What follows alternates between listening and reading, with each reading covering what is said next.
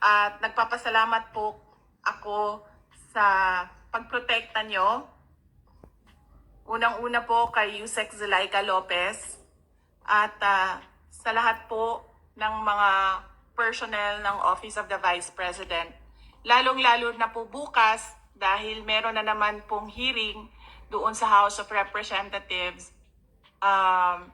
na ang Committee on Good Governance.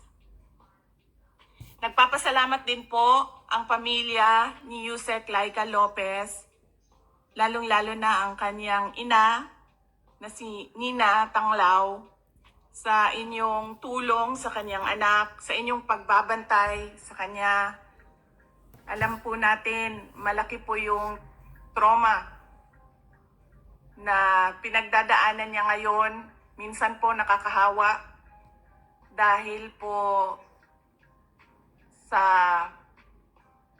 harassment and threat to her life. Alam ko po, busy po kayo lahat. Lahat kayo kailangan maghanap buhay dahil mahirap ang buhay ngayon. Pero nandyan kayo para magpakita at magbigay ng suporta sa akin at sa opisina ng Vice President. Gusto ko lang ipaalala sa ating mga kababayan na ayaw natin ng kaguluhan. Na tayo ay may karapatan sa peaceful assembly at tayo ay may karapatan na magsalita kung ano yung nararamdaman natin at gusto nating makita mula sa ating gobyerno. Ang gusto natin makita ay genuine public service. Kung maalala niyo po, hindi ako sumama o sumali kahit sa anumang panawagan ng pagtanggal sa Pangulong Marcos sa kanyang pwesto. Bumisita ako sa rally ng Kingdom of Jesus Christ sa Bonifacio noon dahil nakiramay o nagkipagsimpatiya ako sa kanilang nararamdaman at hirap na pinagdadaanan. Ang lagi kong panawagan sa taong bayan ay hingin, idemanda sa gobyerno na ibigay nila ang serbisyo na karapat-dapat para sa mga Pilipino. Simulan na natin sa mga campaign promises. Dapat po, pag ang politiko ay nag-promise na magbibigay ng 20 pesos per kilo na bigas, dapat ay tinutupad yon dahil binoto ka ng mga tao base sa mga sinabi mo, base sa mga kampanya mo. Kaya dapat binibigay yan lahat. Kung ano man ang sinabi ng isang tao, ng isang politiko, ng isang kandidato sa entablado, dapat nakikita yan ng taong bayan. At higit pa, dapat ang nakikita natin. Hindi tayo dapat naghihirap, hindi tayo dapat pinapahirapan, kundi dapat nagpapakitang gilas ang ating gobyerno na sila ang pinakamagaling pagdating sa hustisya at karapatan ng mga mamamayan at kabutihan, kaunlaran at peace, kalinaw, kapayapaan sa bayan. Ulitin ko,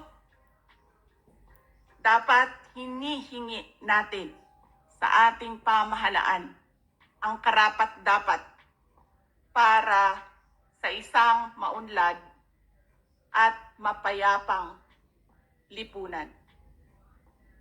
Mga kababayan, nararamdaman ko kung ano yung matagal nyo nang nararamdaman. Sinubukan ko na magtrabaho. Magtrabaho ng maayos sa Department of Education dahil yun naman ang aking pangako sa inyo. Ginamit ko ang pangalan ko, Sara Duterte, Inday Sara Duterte. Sabi ko sa inyo, trabaho, edukasyon, mapayapang pamumuhay. Pero anong nangyari? Binastos ang budget ng Department of Education. Hindi ko na kailangan magbigay ng ebidensya. Nakikita nyo sa General Appropriations Act, simula sa NEP, papunta sa GAB, papunta sa BICAM, papunta sa batas. Nakikita natin yon.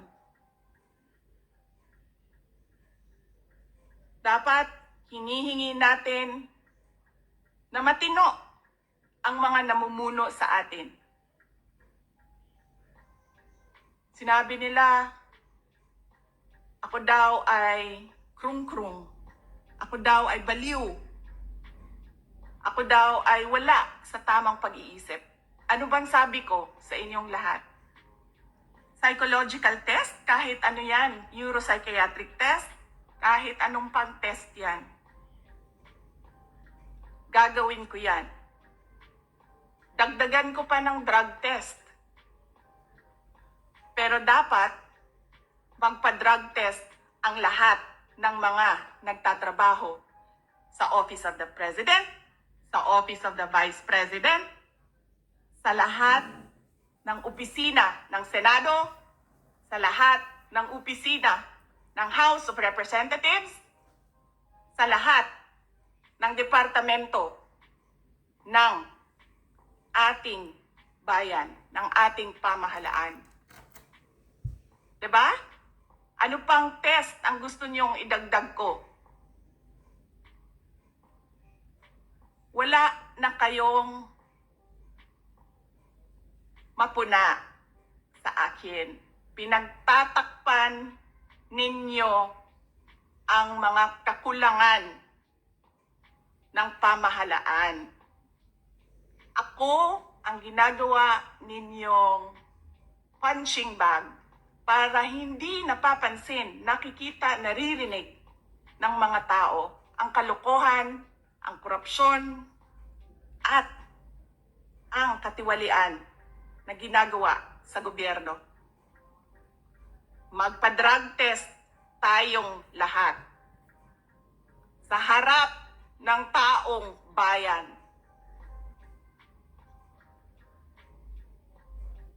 Dalawa lang yan, mga kababayan.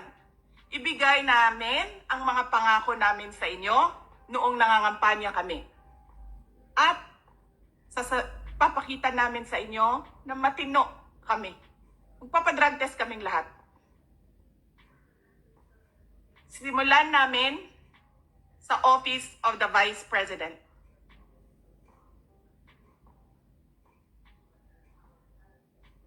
Ayaw nila tayo tigilan dahil hindi tayo sumusunod sa kanila. Hindi tayo nabibili ng pera.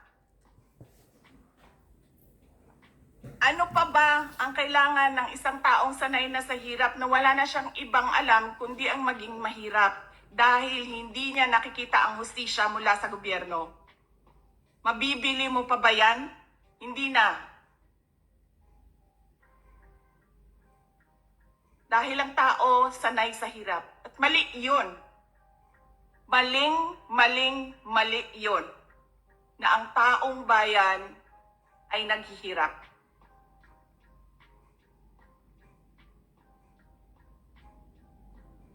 Mga kababayan, ulitin ko ang aking pagpapasalamat sa inyong suporta, sa inyong pagprotekta, at lalong-lalo na sa inyong pagmamahal. Nararamdaman ko yun. Mahal ko kayong lahat. Mahal ko itong bayan natin. Wala na po tayong ibang bayan. Hindi po tayo mga politiko at mga mayayaman na meron pong bahay kung saan-saan. Sa Australia, sa Singapore, sa Amerika, sa Spain, sa Europe, kung saan-saan ang mga bahay nila. Napakadali sa kanila na talikuran ang bayan. Pero tayo, saan tayo pupunta? Sa mga probinsya lang natin. Sa Samar, sa Leyte, sa Cebu, sa Bohol, sa Siquijor, sa Negros Oriental, sa Negros Occidental, sa Panay Island, sa Mindanao, sa Luzon. Doon lang tayo makakapunta, makakauwi kung magulo ang bayan. Pero ang mga mayayaman at mga politiko, iiwanan lang tayo. Kaya mga kababayan, paniguraduhin nyo na hinihingi ninyo sa gobyerno kung ano yung karapat-dapat para sa ating lahat. Hindi lang karapat-dapat para sa mga politiko at mayayaman. Nagpapasalamat po ako at paalala po ulit sa inyong lahat, peaceful assembly sa ilalim ng freedom of speech ang ating hangad.